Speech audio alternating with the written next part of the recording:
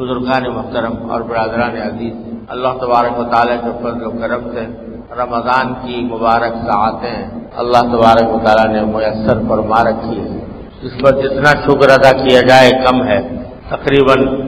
آدھا رمضان گزر چکا اور اب آدھا باقی ہے۔ فکر اس کی چاہیے کہ اللہ تبارک و تعالیٰ اس مہینے کی رحمتوں اور برکتوں سے فیضیاب ہونے کی توفیق عطا فرمائے، کیونکہ حدیث میں اس شخص کو بڑا نامراد کہا گیا ہے جس پر پورا رمضان گزر جائے اور اپنے گناہوں کی مغفرت نہ کرے۔ اللہ بچائے، اس کو رسول کریم صلی اللہ علیہ وسلم نے بددعا کے لفظ استعمال کیے اس کے لیے، اور حضرت جبریل امین علیہ السلام نے اس پر آمین بھی کہی۔ تو یہ اللہ تبارک و تعالیٰ نے جو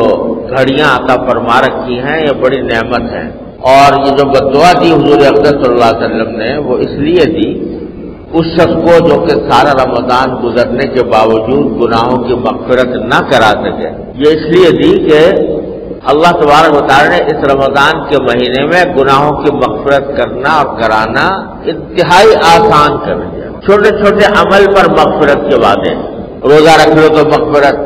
تراویح پڑھ لو تو مغفرت، کسی کو افطار کرا دو تو مغفرت، غرض ہر چھوٹے چھوٹے عمل کے اوپر بھی اللہ تبارک و تعالیٰ نے مغفرت کے وعدے فرمائے ہوئے ہیں۔ تو مغفرت کے دروازے چوپٹ کھلے ہیں، شیطانوں کو قید کر دیا گیا ہے اور دلوں کو اللہ جل جلالہ کی طرف مائل کر دیا گیا ہے۔ تو اس لیے مغفرت بہت سستی ہے، آسان ہے۔ جو شخص اس سے بھی فائدہ نہ اٹھا سکے، اللہ بچائے، تو اس کو فرمایا کہ وہ نامراد ہو جائے تو اللہ تعالیٰ نہ کرے، اللہ تعالیٰ اس کا مصداق بننے سے ہر مسلمان کو محفوظ رکھے۔ کوشش کرنی ہے کہ اس مہینے کے اندر اپنی مغفرت کرا کے ان لوگوں میں اللہ تعالیٰ شامل فرمائے جن کو جہنم کی آگ سے آزاد کیا جاتا ہے رمضان کے اندر، وہ تقا رمضان، ان میں سے اللہ تعالیٰ شامل فرمائے۔ تو بھائی، استغفار اور توبہ، اس کی کثرت،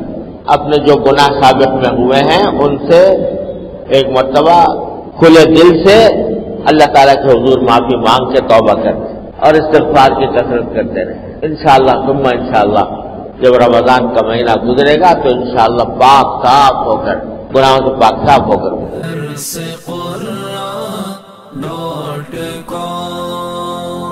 www.darsequran.com